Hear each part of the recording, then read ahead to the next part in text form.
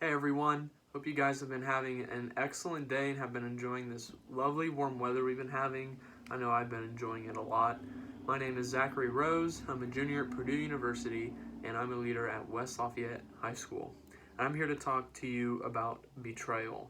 So, I'll start off with a question. Have any of you ever been betrayed by a friend? And if so, how did it make you feel? So I had been betrayed by a friend before. I remember it was in middle school, and I would consider this person one of my closest friends at that time. And some situations arose. I lost trust with this person. They lost trust with me. It was not a very pleasant experience. And at the end of it, I just remember having some animosity and a grudge in my heart toward this person, feeling like I couldn't look at them or talk with them or, even like really think of them just because of what we had and how it was lost. But this same thing happened to Jesus. He had lots of close friends, and one of them betrayed him. And it didn't lead to a broken relationship, though. It led to Jesus being arrested, tortured, and then actually crucified on a cross. And so today we'll be diving in to that situation and that story. We'll be starting off in Mark 14, chapter 10 through 11 today. Chapter 14, verse 10 through 11, sorry. Then Judas Iscariot, who was one of the 12, went to the chief priests in order to betray Jesus to them. And when they heard it, they were glad and promised to give him money, and he sought an opportunity to betray him. So, Judas Iscariot, one of the 12, that's one of the 12 disciples, basically Jesus' closest friends who had been following him before like the start of his ministry and the start of his work, went to the chief priests who were kind of like the lawmakers, the religious authorities in the region, and basically he wanted to sell out Jesus to them, and they paid him about 4 months worth of wages, 4 months worth of work. So could you imagine like selling out one of your friends for 4 months worth of money? I mean, none of my friends, they're all like, my relationship with them is so much higher than 4 months worth of work, but to Judas it apparently was nothing. And then Judas eventually finds Jesus and turns him over to the authorities, and Jesus is arrested. And then we'll dive into kind of the trial, what happens with the chief priests. So Mark 14, verse 55, now the chief priests and the whole council were seeking testimony against Jesus to put him to death, but they found none. For many bore false witness against him, but their testimony did not agree. And some stood up and bore false witness against him, saying, we heard him say, I will destroy this temple that is made with hands, and in 3 days I will build another, not made with hands. Yet even about this their testimony did not agree. So they kept trying to find a grounds to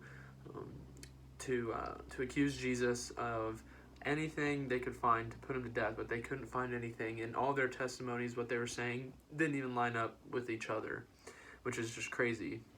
However, at the end of this trial, they all condemned him as deserving death, and then they began to spit on him and strike him, like beat him in the middle of this trial, just like slap him and mock him, which is just absolutely humiliating. And I can't imagine that happening to me. You know, a bunch of people that welcomed me, and then now they're just all mocking me. Like, what the heck? Pretty soon, Jesus is delivered to the Romans, who are kind of governing this region, and he is brought up to Pilate, who's like the head honcho. He's the governor.